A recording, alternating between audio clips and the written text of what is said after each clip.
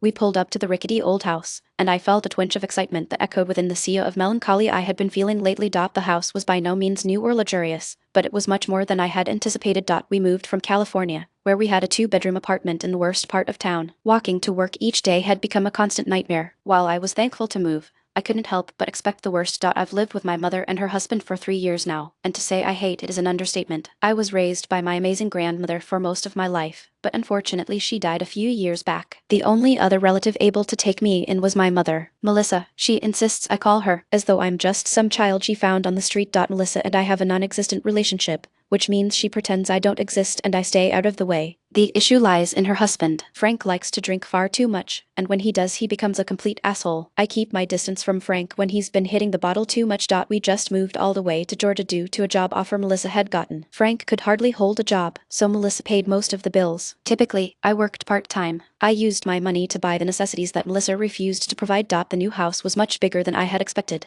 It looked pretty old, sporting chipped white paint and a crooked porch jutting out from the front of the house. The only thing I was looking forward to regarding our cross-country move was finally having my own bedroom. My bedroom in California consisted of me hanging a curtain to block off the unused dining room. Frank insisted he needed the second bedroom as an office. I climbed out of the car and stretched, slinging my backpack over my shoulder as I walked to the front porch. I could hear Melissa and Frank already begin to argue, but I had learned to successfully tune them out. The front porch creaked and groaned under my feet, but I didn't mind it. Frank only ever stepped outside to run to the liquor store, so I would have plenty of time to myself on the porch. Melissa opened the front door and stepped inside behind Frank. I wasted no time heading upstairs to my bedroom. The smallest room, Aurora. Don't forget it, Melissa reminded me. Not that I could forget. I went upstairs and looked around, instantly grateful I had a bathroom close to my bedroom. I felt a smile form on my face when I peeked in Melissa and Frank's room. They had their own bathroom connected to their bedroom, which meant Frank would leave me alone for a change. Frank always pushed his boundaries with me when he was drunk. He was smart, and never did it while Melissa was around. I had a constant air of caution when I was around Frank. He had gotten handsy a few times, but when he was drunk he was easy to escape. I walked into my bedroom and looked at the paint peeling from the walls. Once I managed to find myself a job, I could make this room a little more presentable. I had a small fund saved up since I was old enough to get a job. While I was a straight student, I needed a backup plan in case I didn't get a scholarship. Escaping this place the moment I turned 18 was constantly on my mind. I dropped my backpack on the floor and looked around. It was a small room, but it had a working door and 4 walls. A rickety queen-sized bed sat against the far wall along with a dusty oak dresser. I ran downstairs and grabbed my large suitcase from the trunk of Melissa's car, struggling under its weight. Melissa and Frank were still arguing, but that gave me plenty of time to wrestle my suitcase to the top of the stairs.